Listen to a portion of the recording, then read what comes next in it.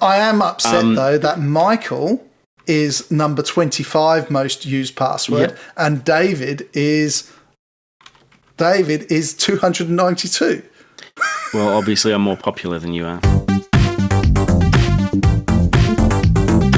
You're listening to Nerds Out of Water with Michael Lobb and David Kemmis.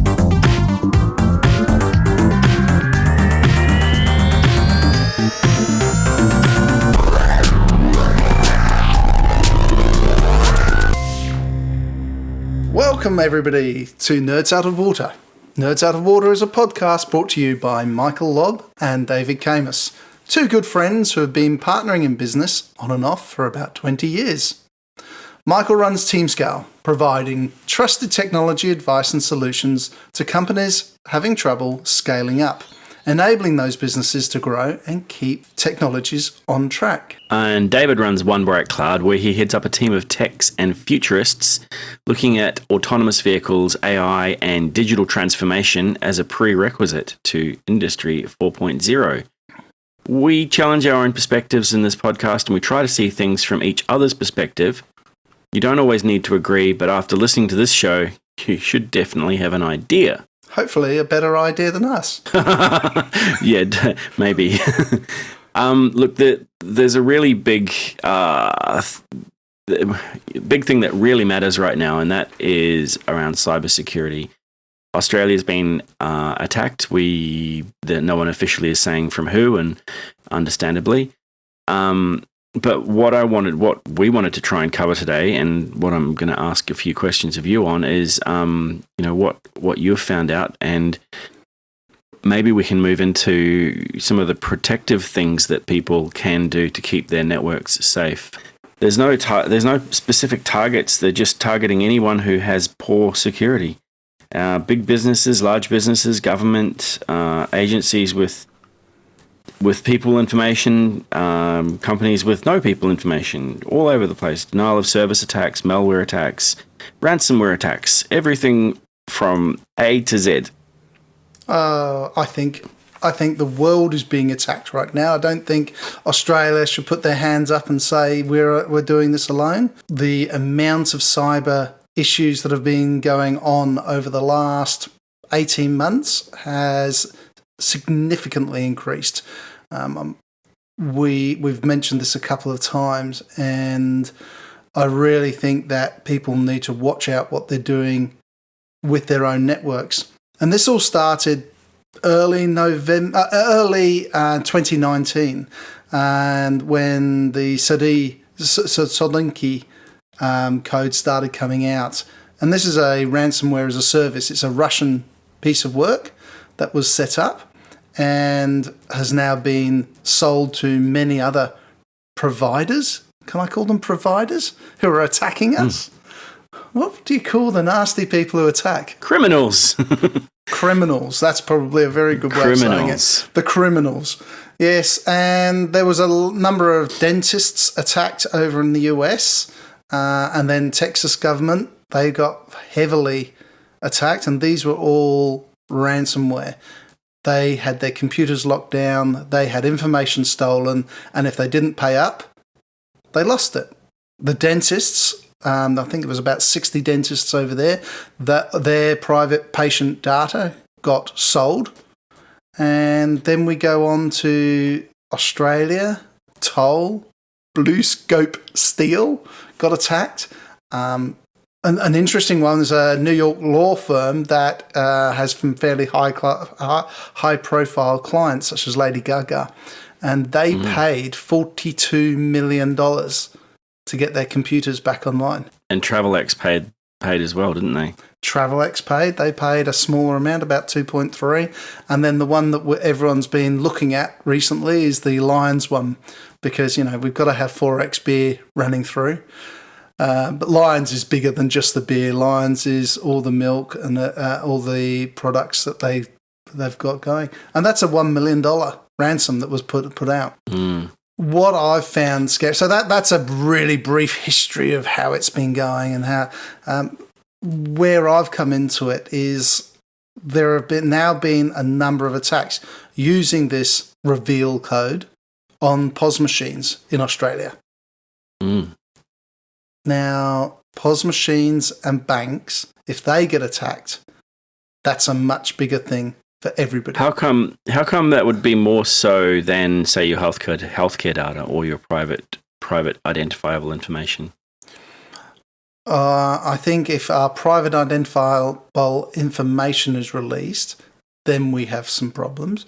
But think about it if we don't have any cash movements in Australia for a day, for a week, for 2 weeks. You can't go to the EFTPOS. You can't take money out. You can't pay for fuel by touching your card. You can't go to the bank. You can't go anywhere. We need to get on top of this, and this is what the Australian government released the other day, that we have some problems and we're going to really push this hard. What are your thoughts? Where are you coming on this? I've been banging on for ages about people actually taking care of their own security when it comes to being online.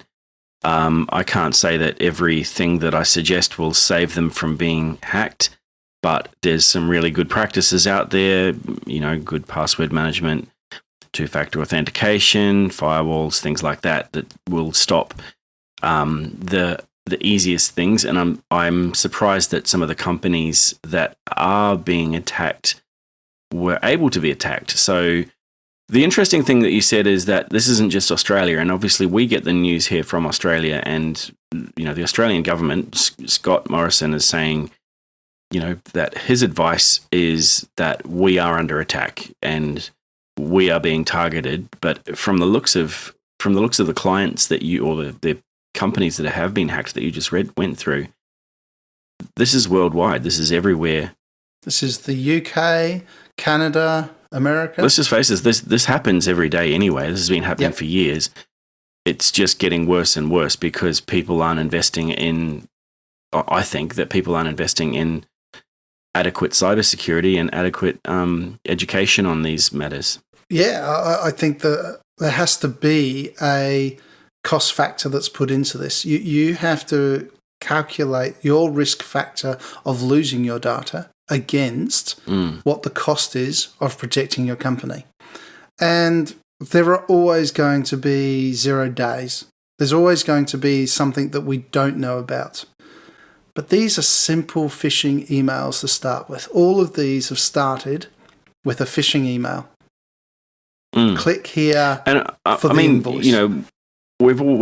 I'm always saying that humans are the weakest link in the chain, but they're also the strongest link in the chain. Sometimes, an email that has malicious content in it will get through the spam filters, but a person can actually identify that so much easier. And they can identify strange phone calls coming in going, it's Harry here from IT. Can you just tell me your password so that I can get through to the, people can tell the bullshit better than a computer if they're educated. And I worry that organizations that are vulnerable are not providing education. They might be putting people in a conference room every year to say, hey, you've got to think about cybersecurity. Here's a PowerPoint slide that I'm going to read through. Everyone goes to sleep, and then they come back to their desk the next day, and they get certified as having done the cybersecurity training every year. That's not good enough. We need to instill a feeling of, it's up to you to stop this stuff from happening. And if you can't stop this stuff from happening, then it's 2020, folks. You should know about how to use your computer if you're using one. That's right. And we've been working with a company that's been training businesses over here on phishing emails. And they go through the course. It's about a 3-hour course. It's a self-taught course. You go through it, you watch the videos, and at the end of the course, over the 24 to 48 hours after it, they actually then send a phishing attack to everybody who has said they've done the course. And that might be one email, it might be 20 emails. It will be everything from, hey, it's your IT desk here, please, we're upgrading to 0365. yippee, press here, click here to allow, this sort of thing. Or it could be you've got a parcel waiting at reception.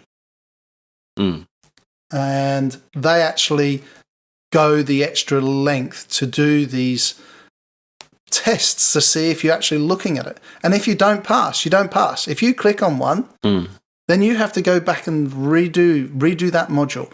And there's multiple modules, and you can just, whether it's the phishing modules, whether it's scam or virusing, checking out for viruses, there's multiple modules you can, but at least everybody should go through a phishing email course once a year, not just a PowerPoint slide, because getting the cup of coffee halfway through the PowerPoint slide because we're bored as shit, it's going to happen. Yeah, exactly. You're going to get at least one of these a day, and you need to know, hey, this is not right. And, if it doesn't seem right, it's not right. Even if it seems like this could be legitimate, but you're questioning it just a little bit, call the person on the phone, don't use that number, but look it up in the company directory and say, hey, did you just send me an email with this Excel spreadsheet attached that says, please open me? That's funny you should say that. I had somebody reverse into my car a couple of weeks ago, and the car's now been fixed. And then I got this weird email saying, please contact us on this number to confirm your registration. And I thought, well, that's a bit weird. And it wasn't the insurance company's phone number. So I actually phoned the insurance company and said, hey, and waited online for 35 minutes just to get spoken to. Yeah. But anyway, that's the problem at the moment. And I said, hey, I've got this email. And they said, yes, that's our direct number, so you don't have to wait in the queue. So I could... But I didn't want to ring it. I didn't want to give somebody my details of a number that I didn't recognise, because it doesn't matter how good the email is. If you don't think it's right, do something about it. I don't recognise you. I've never seen you before. Say things like that, and it's okay to say that. And anyone who's legitimately there will go, oh, okay, well, that's, I am legitimately here, and here's my credentials, or call such and such, and they should be able to tell you. You were just talking about insurance then. Last year there was a quite a high number of calls of people getting a call just saying, hi, I'm calling about the accident, and we just wanted to get a few more details. Yeah. And, how many people have had an accident? And of course you're just going to go, oh yeah, okay, well, what do you want to know? And, it's just a numbers game. They're just trying to get one or two out of the 20 or 30 that they've called that, in that hour, to say, oh, thanks for calling. Yes, my date of birth is the 13th of June, 1962.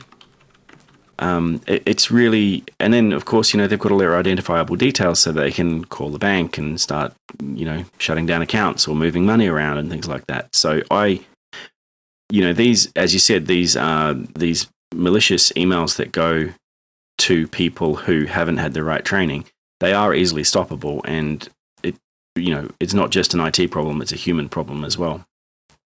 And going on the figures coming out of McAfee, I'm just reading it here, in 2017-2018, every person in the world with an email address received 16 phishing emails every month.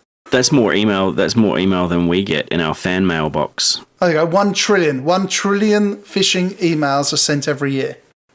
Trillion. Yeah, which is just phenomenal, and that's a good percentage of the actual total number of emails that are sent every year as well. Yeah. When you look up in the top left-hand corner and you see a little padlock in your browser, sometimes that's not there, and there is a way for malicious actors to hijack some of the web page that you're looking at, inject some JavaScript in there to store any information that you put into that website, for example, logins or bank details or anything like that. So just keep an eye out for those things as well, because as you said, those websites are infected or have some level of phishing capability. So, keep an eye out for those things as well. Without human interaction, and human responsibility for identifying these things, we're never going to overcome it. And there can be as many computer programs as possible to try and identify these things, but we're just not going to get through these things. You mentioned about 0 days and things like that. The people that have been using this remote code execution type of vulnerability, they're looking through on things like Telerik. I know that there's a IIS bug and there's a SharePoint vulnerability and a Citrix vulnerability that they've been able to leverage to get, target the networks that they're trying to get into. Those things are not easily solved by a person. They're not. It's not a phishing email. It's a vulnerability in the actual back-end software. So for network administrators and systems administrators that are working for these organizations, it's really hard because a lot of their funding is being lowered and lowered and lowered. And at the moment, during COVID-19, a lot of companies are suffering from, their income or their revenue is lowered. So therefore they need to cut costs. So the systems administrators are saying, we just won't do that upgrade. Well, we can't afford the overtime to do this Tuesday night. So instead of doing it every second Tuesday, we'll do it maybe one Tuesday every 2 months and try to keep up. And it doesn't, that doesn't help. So I agree. If you're a company that size, you need to invest in your security and patching and IT and systems administrators. Pulling your help desk staff or your systems administrator staff back to 4 days a week creates a massive queue for things because most people were already overworked and under allocated or over allocated anyway. So and they're over allocated because people aren't putting the money in to allocating enough resources for this. My team, I'm putting them all through a master course at the moment on certified ethical hacking to make sure that they understand what it is. And we've been learning so much. I thought we knew a fair bit. I thought I knew a fair bit around this, but there's things that are coming out in the last 12 months, last 6 months, last 3 months that I'm thinking that's so clever. And we're not just looking at the really clever people hacking us. We have to try and get them to stop hacking us by having clever people on our side, making it more difficult. You're never going to stop everybody from hacking in unless you turn everything off. But what you want to do is you want to put steps in place, gates in place.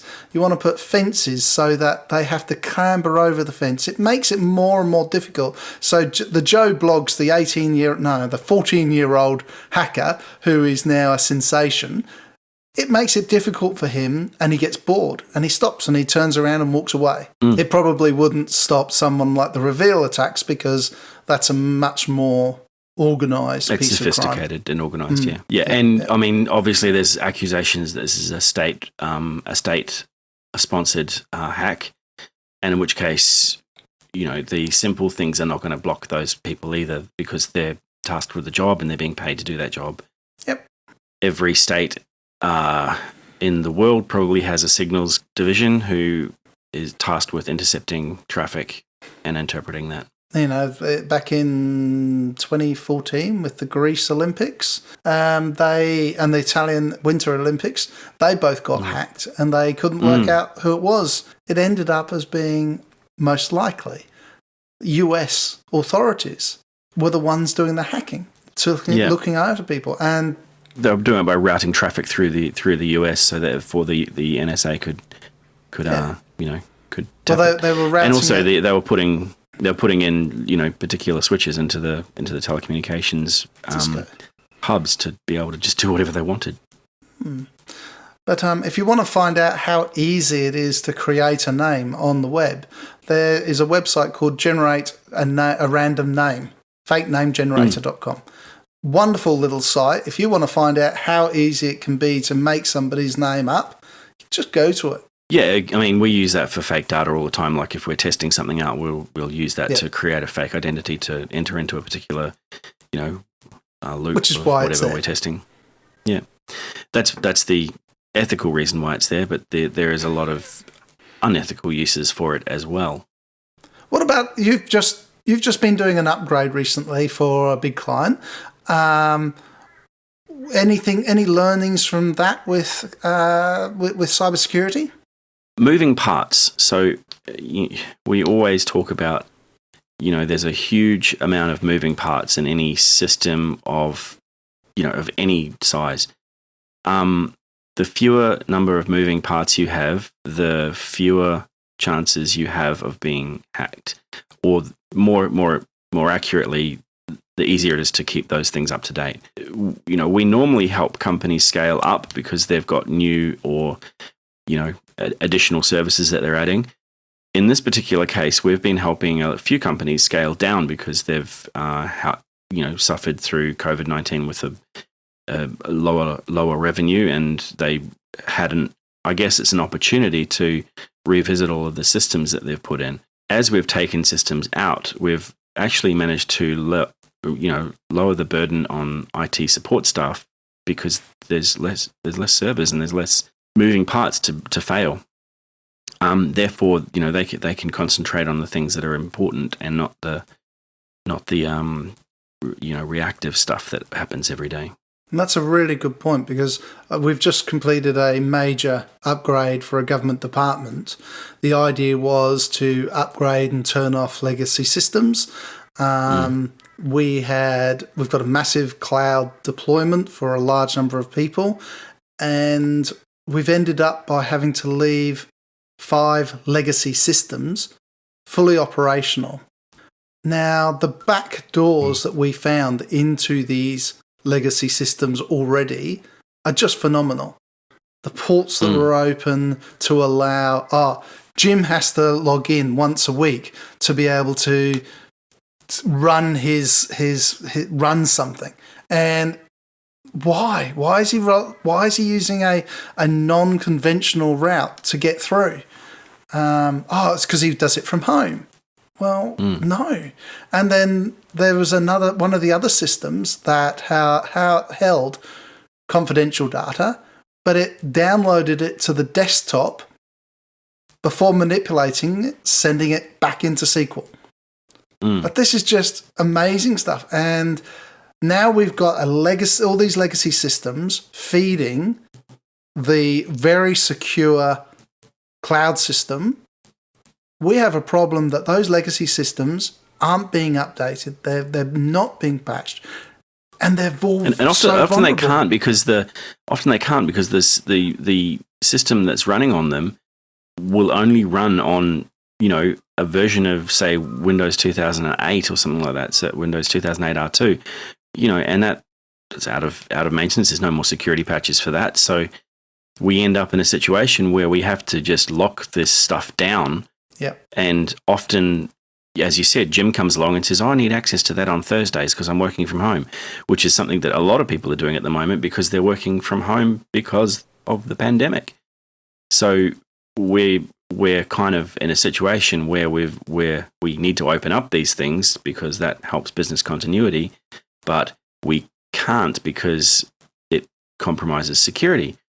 And there's ways around that, but there are ways. There's ways of putting it through a Citrix session or a virtual session that you can then log on to the box virtually rather than by taking it over. There's many ways, so you can have that. You have a Bastion box, Two-factor authentication would be really good. Two-factor authentication is where it needs to be. You need to make sure you've got multiple layers of authentication to get into any of your secure boxes.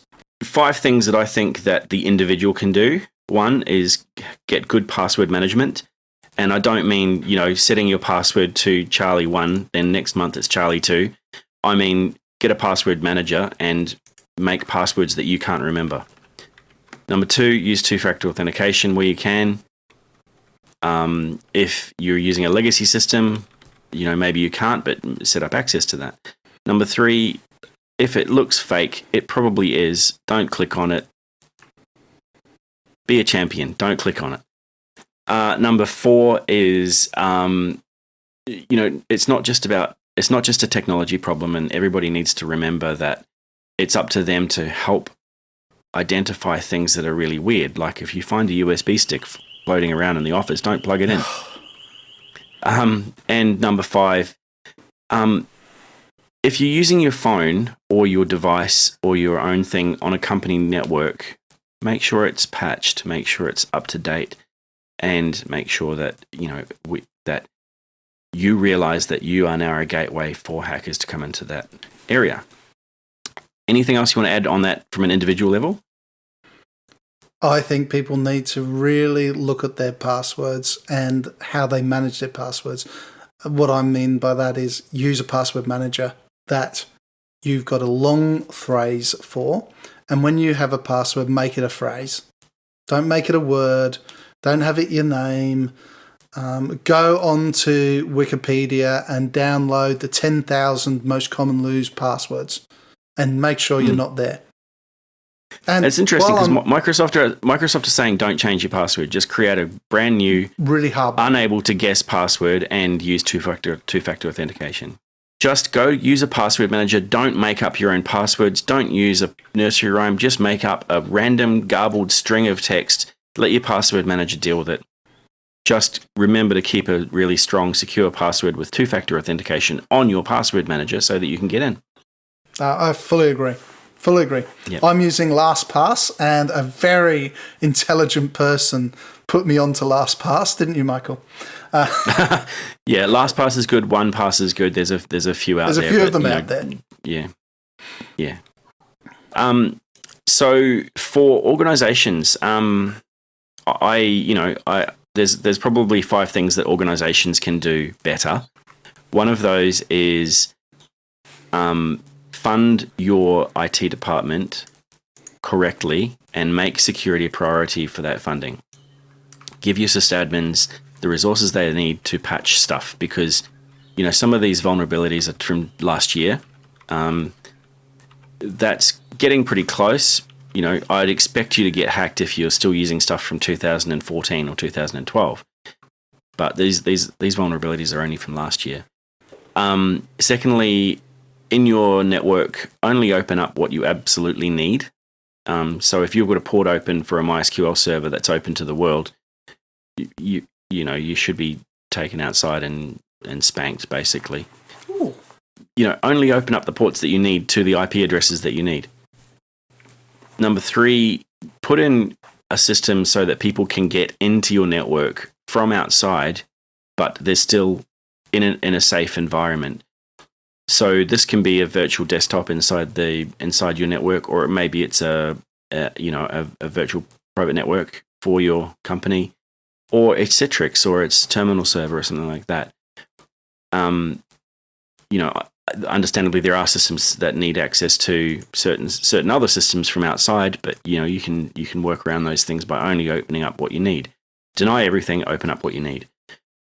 Number 4, do regular audits of what is open and what's not open, because you'll be surprised to find out what vulnerabilities are there when you have a look. Number 5, educate your staff on how they can help. And this comes back to my comment before. People are probably better at detecting some of this malware than computers are. So educate your staff. Don't make it a boring PowerPoint presentation. Let them know that they are also responsible for this. It's not just an IT problem. Yeah, David, you have anything to add on that? I think you should have a look at what ports you've got that are open and close them. I think your IT team should be going through. There are so many ports that applications open nowadays that don't need to be opened, that you should go through and make sure they are closed. And this is obviously an IT at an IT level. That's what I mean by audit. You'd be surprised what's open. Some of those things you do need to close, but some of them do need to be open in order to function. Yes, I agree. And that's what I mean is shut down everything. Like block everything and then open up what you need, rather than opening up what you think you need and then coming back from that. I'd rather just go through and blanket shut down everything and then say, right, nothing works. How are we going to make this work? Then you open it up. Okay, well, you need to open that one port. Yeah, cool. Okay, got it. Businesses should be putting money into training all staff upgrading the training of their IT staff, and then upgrading access controls. And I'm not even going to go down that path of making sure all the patches are done, like you've just mentioned, because that's got to happen anyway. But people miss out. Yeah, that's essential stuff, and it is. That should be day to day. Sysadmins are so busy dealing with firefighting because no one's investing in money. No one's investing their money in the stuff that needs to happen. And when Michael leaves a business or John leaves a business, close his account. Don't leave it open. How many thousands of accounts are left open every week because they don't have the time to do it? There's no procedure in place. Well, no, there might be a procedure in place. It's just classed as a very low requirement. Priority, Yep. And it's not just the systems that IT controls. It's not just Active Directory. Sometimes it's a system that Fred over in accounting has signed up for and just added all of his colleagues in. Yep. And then, Sarah leaves the next week and she's pissed off with the company. So therefore, she can still log into Fred's accounting system and get access to whatever she needs. Building access passes, etc., etc., etc. Anyway, yep. What about encrypting hard drives, encrypting private and confidential data? I believe it should be encrypted. I'm a strong believer that you should encrypt your own data or the whole drive. But the problem in that is it can slow things down. So, any PCI compliance audit or security audit would show that, laptops especially need to be encrypted. You can use BitLocker or something like that, but it does slow things down a bit and it does make it a bit awkward. And if you lose that password for your encrypted drive again, then you're screwed. You're really screwed. But in the opposite end of that is if your laptop gets stolen, then it can't be recovered. So that comes back to, it's not just laptops, it's phones, it's tablets and things like that as well. With tablets and phones, we have remote wiping and capability and things like that. So, but laptops, device management is probably something, needs to have a little bit more focus in today's day and age. Now, we've had conversations over the last few weeks over the Be Kind to Your Mind. I think we need to just keep that going and keep talking about people looking after themselves. I want to give another plug to Beyond Blue. Beyond Blue, 1300 224 636. Again, 1300 224 636 if you need any help. How are your teams or how are the people around you getting back to work, Michael? Well, I was in the office Monday, and I've been in the office irregularly for the last few weeks. It's pretty empty in there, and a lot of people are still working from home. I think with most of my clients, they're aiming to get their people back into the office in Australia by sort of September. I've got clients in the States who just, sometimes they're restricted to their neighborhood, or at least their county. And obviously the team that I have in Vietnam is fully back to work and everything's operating relatively normally apart from international visitors. Other teams that I'm working with in the Philippines and India are dealing with pretty tight restrictions and that's playing on people's minds, and it's, there's quite a lot of effort gone into making sure that they can access things from home securely, of course, and making sure that they've got the support that they need to access the internet safely and reliably. Also, access to healthcare, and whether that's mental health or physical health. Well, I've got family overseas who are going through second waves now, both in the UK and elsewhere, but very interesting, very sad, very hard. So, everybody who's listening, if you've got anxieties, you've got worries, speak up. And your worries and anxieties can build up from all sorts of things, from finances, especially now they're talking about JobKeeper and JobSeeker closing down, and you're a small business. You might be worried about returning to work. Don't feel that you're alone. There's a lot of people who are worried about driving to the cities and returning to work. The physical isolation that you've been in. I personally, and I think, Michael, you are as well, we loved being isolated. We loved it. But now we're coming out of that shell and going, I drove into the city for the first time last night, and it was, oh my God, I haven't seen any of this for about 3 months. And it went through my thought, how am I coping with that? And it's a very interesting statement. Talk to your kids. Kids understand what's going on.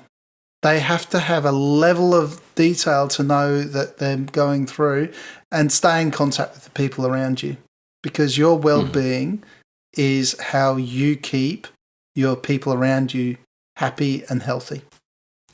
Agree. Hey, thanks for listening, and make sure to subscribe using your favorite podcast software. Leave a comment for us or send us a message on Twitter. David is at Dave with 7. That's the numeral 7. And I'm at Michael Lobb, Lobb. Thanks a lot for everybody. Comment. Thanks, like, David. Distribute. Subscribe. Share. So stay. See ya. Bye-bye, everybody. Bye.